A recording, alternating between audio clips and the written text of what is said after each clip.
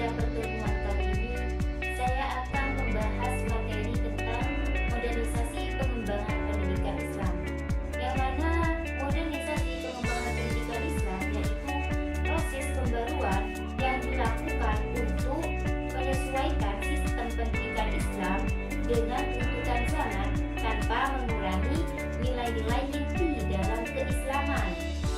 Baik, kali ini saya akan membahas tentang poin-poin dari materi modernisasi pengembangan pendidikan Islam. Yang mana di sini terdapat 4 poin, yaitu yang pertama, manajemen dalam perspektif Islam, yang kedua, konsep pengembangan pendidikan Islam, yang ketiga, ruang lingkup pengembangan pendidikan Islam, dan yang keempat, model pengembangan pendidikan Islam. Selanjutnya beralih ke poin yang pertama. Di sini ada manajemen dalam perspektif Islam. Nah, di sini ada 4 bagian, yaitu urgensi manajemen dalam perspektif Islam, istilah idarah dalam manajemen Islam, terus asas-asas manajemen dalam Islam, dan yang terakhir perspektif manajemen Islam. Selanjutnya bagian yang pertama ada urgensi manajemen dalam perspektif Islam. Di sini pada dasarnya ajaran Islam yang tertuang dalam Al-Quran dan As-Sunnah juga ijma ulama banyak mengajarkan tentang kehidupan yang serba terarah dan teratur. Nah, dalam pelaksanaan sholat yang menjadi ikon paling sakral dalam Islam, yang mana merupakan contoh konkret adanya manajemen yang mengarah kepada keteraturan, seperti halnya puasa, haji, dan amaliyah.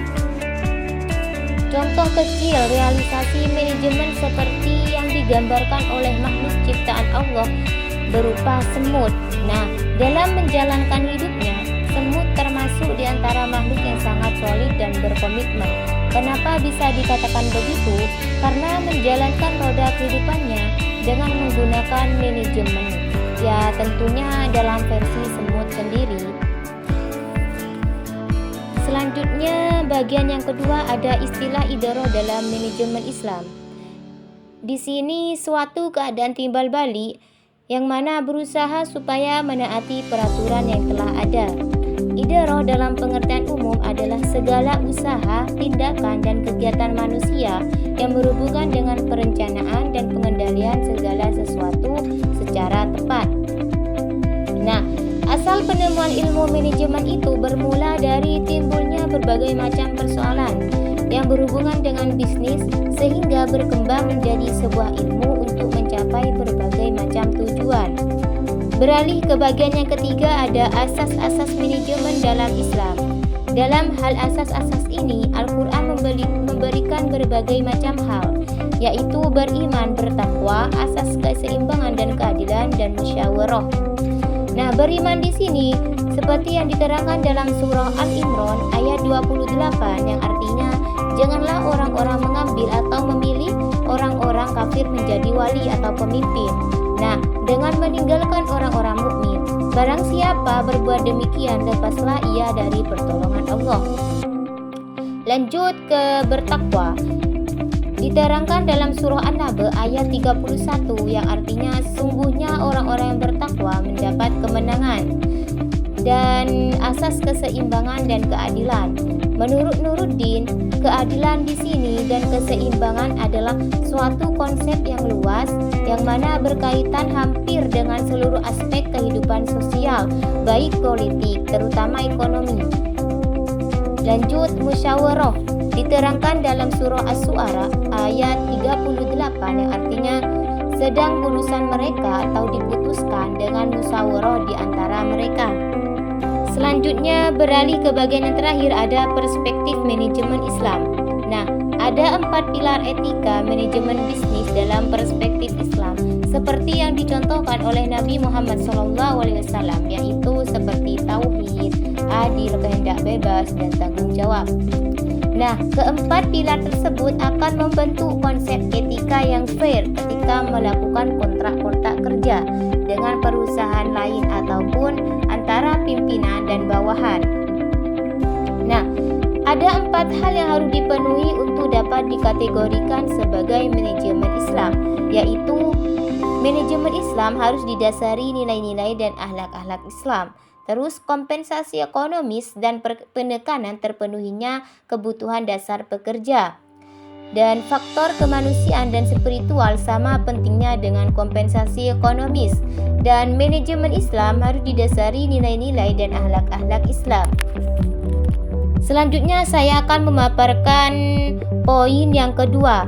Di sini konsep pengembangan pendidikan Islam, yang mana ada tinjauan pendidikan Islam.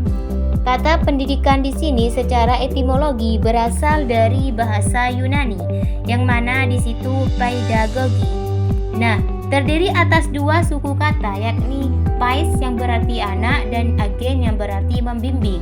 Nah, jadi pedagogis berarti bimbingan yang diberikan kepada anak-anak. Nah, dengan demikian pendidikan dalam bahasa Yunani adalah usaha membimbing, mengarahkan dan membina anak-anak atau peserta didik. Kemudian, pendidikan secara terminologi banyak dikemukakan pakar dalam berbagai definisinya masing-masing. Di antaranya di sini menurut Johann S. Brubaker, yang mana menurut Johann di sini pendidikan adalah proses timbal balik dari tiap pribadi manusia, yang mana dengan penyesuaian dirinya dengan alam, dengan sesama dan dengan alam semesta.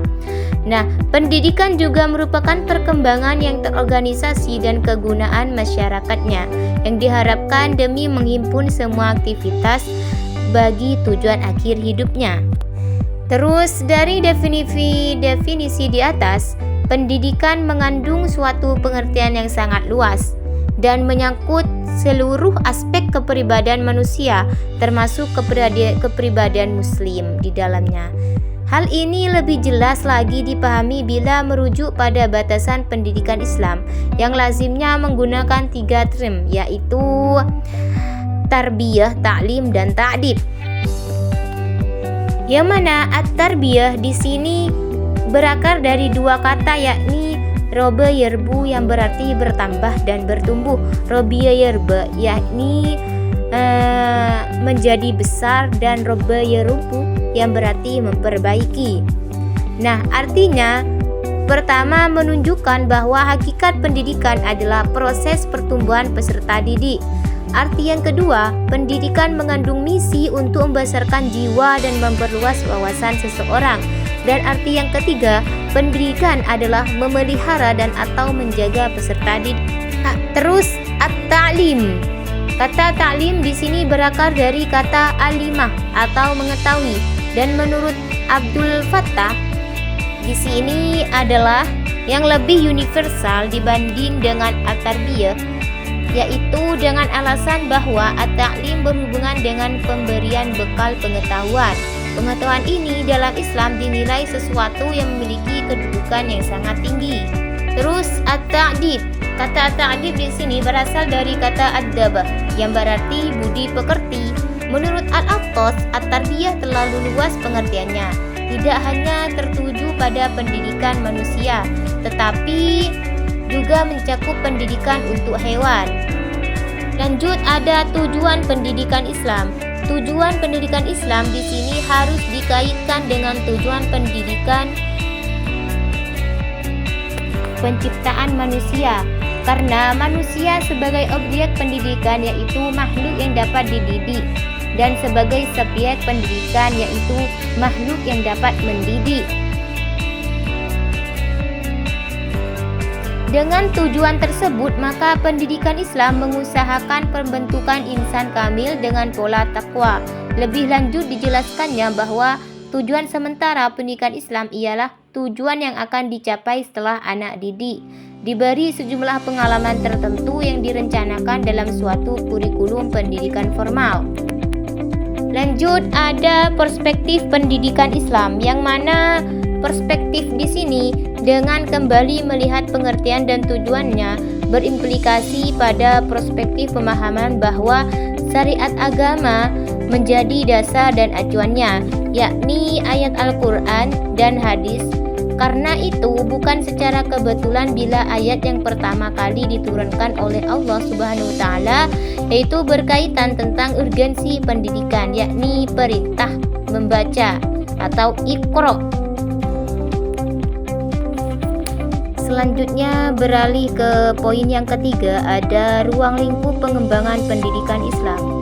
Yang mana ruang lingkup pendidikan agama Islam di sini meliputi keserasian, keselarasan dan keseimbangan antara hubungan manusia dengan Allah, hubungan manusia dengan sesama manusia dan hubungan manusia dengan dirinya sendiri. Nah, serta hubungan manusia dengan makhluk lain dan lingkungannya. Ruang lingkup pendidikan agama Islam di sini juga identik dengan aspek-aspek pengajaran agama Islam, karena materi yang terkandung di dalamnya merupakan perpaduan yang saling melengkapi satu dengan yang lainnya. Ruang lingkup pendidikan agama Islam pada dasarnya sejalan dengan ruang lingkup agama Islam yang mana di sini mencakupi 3 aspek, yaitu hubungan manusia dengan penciptanya, kedua hubungan manusia dengan manusia, dan yang ketiga hubungan manusia dengan makhluk lain atau lingkungannya. Terus lanjut ke hubungan manusia dengan penciptanya atau Allah Subhanahu wa taala, yang mana hubungan manusia di sini merupakan hubungan vertikal atau garis tegak lurus antara makhluk dengan penciptanya atau hablu minallah. Ruang lingkup program pengajarannya mencakup segi iman, Islam, dan ihsan. Terus kedua, hubungan manusia dengan manusia. Hubungan ini merupakan hubungan horizontal atau garis mendatar antara manusia dengan manusia lainnya. Nah, dalam suatu kehidupan bermasyarakat, berbangsa, dan bernegara menempati prioritas kedua dalam ajaran Islam. Terus ketiga, hubungan manusia dengan makhluk lain atau lingkungannya. Agama Islam di sini banyak mengajarkan kepada kita tentang alam sekitar. Allah menciptakan manusia sebagai khalifah di bumi, yang mana untuk mengelola dan memanfaatkan alam yang telah dianugerahkan oleh Allah untuk kemaslahatan manusia sesuai dengan garis-garis yang ditentukan Allah. Selanjutnya saya akan memaparkan poin yang terakhir. Di sini ada model pengembangan pendidikan Islam. Dalam realitas kehidupan sehari-hari, sering timbul pertanyaan, apa saja aspek-aspek kehidupan itu? Apakah agama merupakan bagian dari aspek kehidupan? Yang mana sehingga hidup beragama berarti menjalankan salah satu aspek dari berbagai aspek kehidupan. Ataukah agama merupakan sumber nilai-nilai dan operasional kehidupan sehingga agama akan mewarnai segala aspek kehidupan itu sendiri? Terus dalam konteks inilah para pemikir dan pengembang pendidikan pada umumnya mempunyai pandangan yang berbeda-beda. Nah, perbedaan tersebut pada gilirannya melahirkan beberapa model dalam pengembangan pendidikan agama Islam, sebagaimana yang diuraikan sebagai berikut, yaitu model dikotomis, model mekanisme, dan model organis. Selanjutnya yang mana model dikotomis, yaitu aspek kehidupan dipandangan sangat sederhana dan kata kuncinya adalah dikotomi atau diskrit. Nah, segala sesuatu hanya dilihat dari dua sisi yang berlawanan. Pandangan dikotomis tersebut pada gilirannya dikembangkan dalam memandang aspek kehidupan dunia dan akhirat. Terus pandangan semacam itu akan berimplikasi pada pengembangan pendidikan agama Islam yang mana hanya berkisar pada aspek kehidupan ukhrawi yang terpisah dengan kehidupan duniawi. Selanjutnya model mekanisme. Model mekanisme di sini memandang kehidupan terdiri atas berbagai aspek dan pendidikan dipandang sebagai penanaman dan pengembangan seperangkat nilai kehidupan. Model tersebut tampak dikembangkan pada sekolah yang di dalamnya diberikan seperangkat mata pelajaran atau ilmu pengetahuan, yang salah satunya adalah mata pelajaran pendidikan agama yang hanya diberikan 2 atau 3 jam pelajaran per mingguan. Beralih ke model yang terakhir, ada model organis, yang mana meminjam istilah biologi. Organis dapat berarti susunan yang bersistem dari berbagai bagian jasad hidup untuk suatu tujuan. Yang mana dalam konteks pendidikan Islam, di sini model organis bertolak dari pandangan bahwa aktivitas kependidikan merupakan suatu sistem yang terdiri atas komponen-komponen yang hidup bersama dan bekerja sama secara terpadu menuju tujuan tertentu. Pandangan tersebut menggarisbawahi pentingnya kerangka pemikiran yang dibangun dari fundamental doctrines dan fundamental values yang tertuang dan terkandung dalam Al-Quran dan As-Sunnah As-Sahihah sebagai sumber pokok. Terus cara kerja semacam ini kurang efektif untuk keperluan penanaman suatu perangkat nilai yang kompleks. Selain itu, metodologi pendidikan agama kurang mendorong penjiwaan terhadap nilai-nilai keagamaan serta terbatasnya bahan-bahan bacaan keagamaan.